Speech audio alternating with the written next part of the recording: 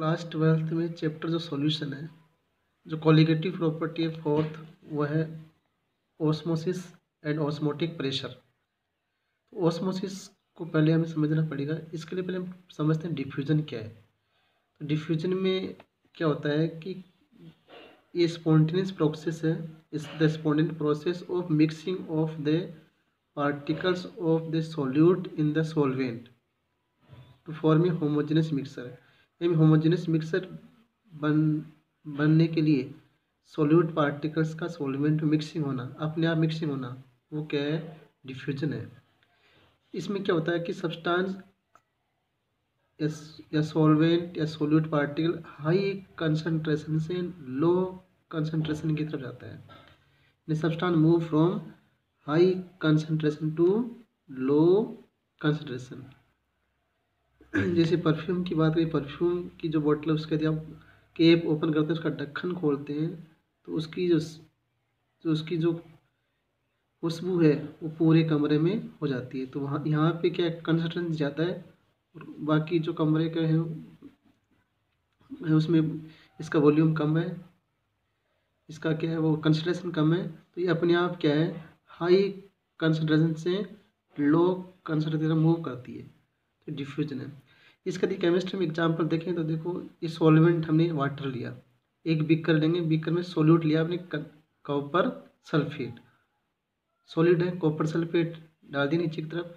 उस बीकर के दीवार के सारे से इसमें डालेंगे वाटर, वो सॉल्वेंट है। तो सॉल्वेंट वाटर है और सॉल्यूट इसमें कंसनट्रेट कॉपर सल्फेट। अब 2-3 दिन बाद क्या देखते हैं कि ये पूरा का पूरा सॉल्यूशन हो जाएगा, ब्लू कलर का बन जाएगा सॉल्यूशन, यानी कॉपर सल्फेट से पूरा पूरा मिक्स हो जाएगा। तो इसमें क्या होता है कि दोनों सब्सटेंस आपस में क्या है, मिक्सिंग हो जाएंगे अपने आप, और ये होमोजेनस मिक्सर बन जाएगा। यदि हम शुगर लेंगे यहाँ पे और वाटर लेंगे तो ये भी शुगर का सॉल्यूशन बन जाएगा, तो वो भी होमोजेनस मिक्सर बन जाएगा। तो इस टाइप का जो प्रोसेस उसको बोलते हैं diffusion. The process in which substance move from high concentration to low concentration is known as diffusion. लेकिन हम डिफ्यूजन में एक लेंगे आप SPM। If you use SPM मतलब semi permeable membrane. Semi permeable membrane क्या होती है, पहले इसको हम समझेंगे, और डिफ्यूजन में यदि SPM ले लेंगे तो उसका क्या रोल होगा उसको भी समझेंगे। तो सेमी मेम्ब्रेन क्या है कि this membrane can be obtain from animal और वेजिटेबल ओरिजिन। वेजिटेबल से एनिमल्स की जो मेम्ब्रेन होती है उससे इसको रिसीव करते हैं, गेन करते हैं। जैसे पिग्स ब्लैडर है, पिग्स ब्लैडर से भी इसको निकाल सकते हैं। ओनियन मेम्ब्रेन है, और सिंथेटिक जो है इसकी SPM वो है सेलोफोन मेम्ब्रेन है।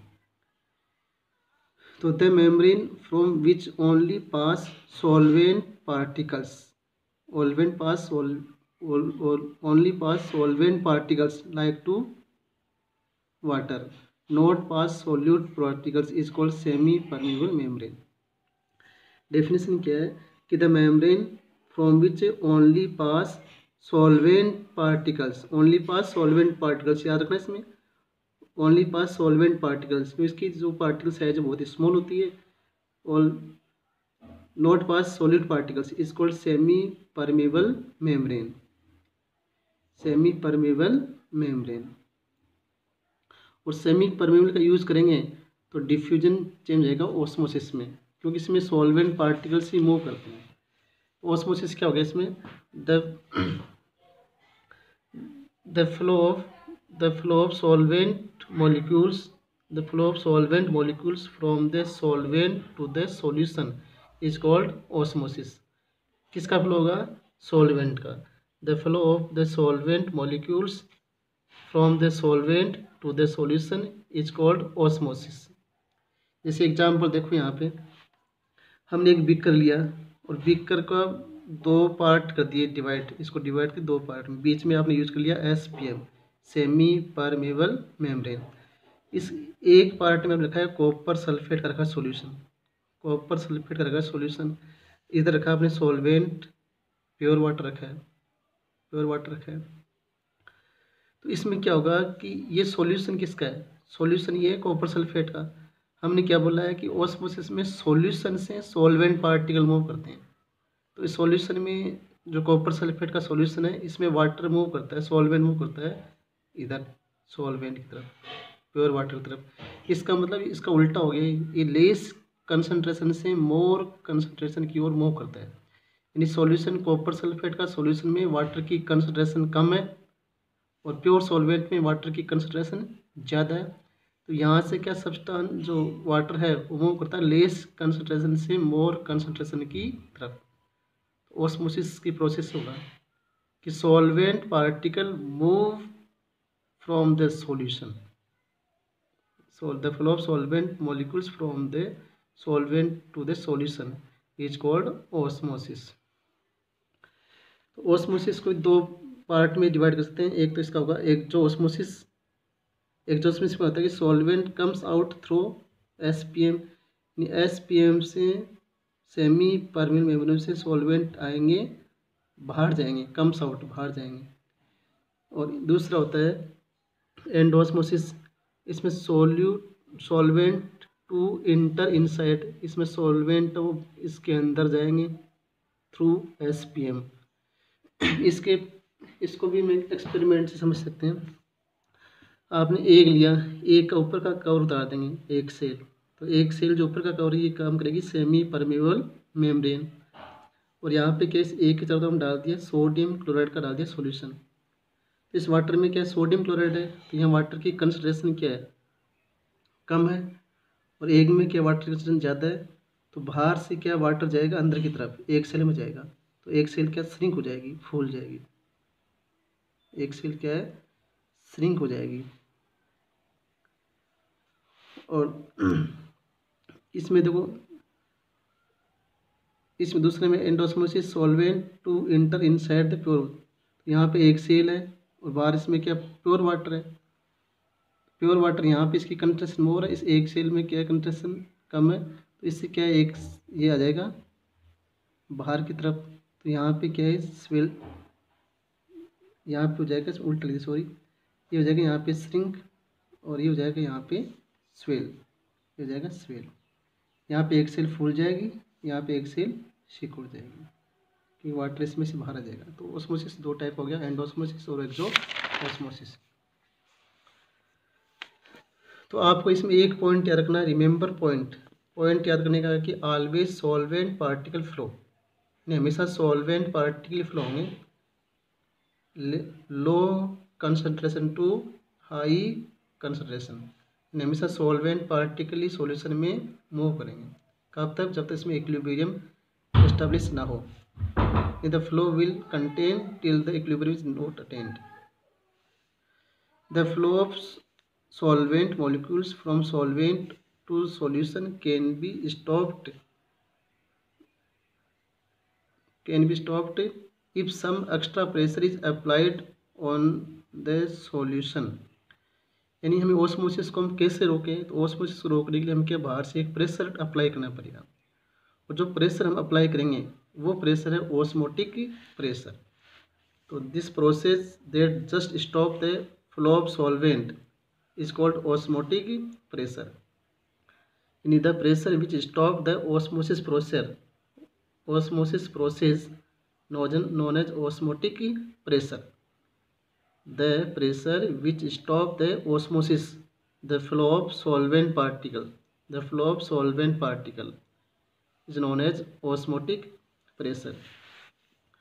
आगे देखो, the important point to be kept in our mind, यहाँ भी आपको एक पॉइंट याद रखना है माइंड में कि दैट सॉल्वेंट मॉलिक्यूल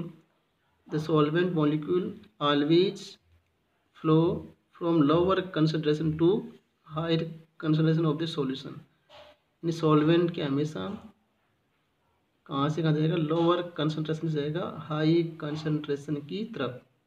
सॉल्वेंट का मुख्य से रहेगा लो से हाई की तरफ। It means osmotic pressure depend on the concentration. इसका मतलब कंसंट्रेशन डिपेंड करेगा, नंबर ऑफ पार्टिकल्स पर डिपेंड करेगा। और आपने पढ़ा है कोलिगेटिव प्रॉपर्टी में कि the property which are depend on the number of particles is called colligative property. इसका मतलब ऑस्मोटिक प्रेशर क्या हुआ, कोलिगेटिव प्रॉपर्टी हो गया। ऑस्मोसिस क्या हो गया, कोलिगेटिव प्रॉपर्टी हो गया।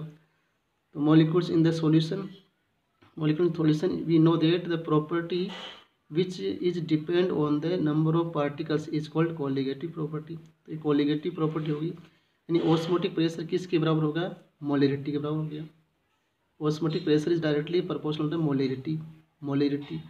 molarity क्या हुई, number of moles of solute in per liter of the solution, कि number of solute dissolved in per liter of the solution is known as molarity capital M है molarity।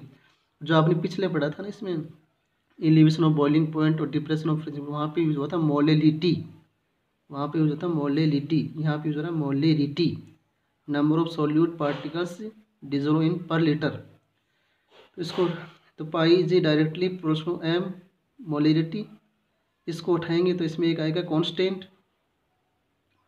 आएगा, वो आएगा are यहाँ पे सॉल्यूशन कांस्टेंट है।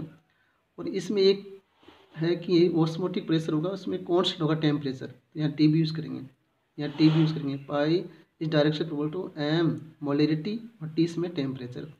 इसको उठाएंगे तो यहाँ पे आएगा आर यहाँ पे सॉल्यूशन कांस्टेंट है। अपनी बुक में दे रखा है पाई इस डायरेक्टली सी यहाँ पे कंसनट्रेशन है, सी किसके लिए, कंसनट्रेशन के लिए। तो pi is directly proportional C T यहाँ पे क्या है टेम्परेचर। तो pi is equal to C R T, C यहाँ पे कंसनट्रेशन, आर यहाँ पे सॉल्यूशन कांस्टेंट और टी यहाँ पे टेम्परेचर।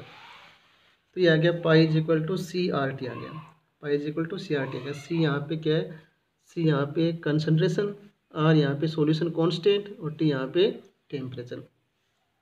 अब आप सी इसमें सी का निकालो आप, सी यहाँ पे कंसंट्रेशन है, वो है कौन सी, मोलेरिटी। तो मोलेरिटी के यहाँ पे number of moles of solute और वॉल्यूम ऑफ द सॉल्यूशन पर लीटर। तो एन यहाँ पे नंबर ऑफ मोल, वी यहाँ पे वॉल्यूम इज अगर आर टी, यानी सी की जगह लिख दिया आपने एन अपॉन वी लिख दिया, सी कंसंट्रेशन क्या आ गया एन अपॉन वी। अब इसको आप करो मल्टीप्लाई, तो pi V is equal to हो गया N R T, pi V is equal to N R T का, जैसे आपने पढ़ा था आइडियल गैस क्लास 11 में, P V is equal to N R T.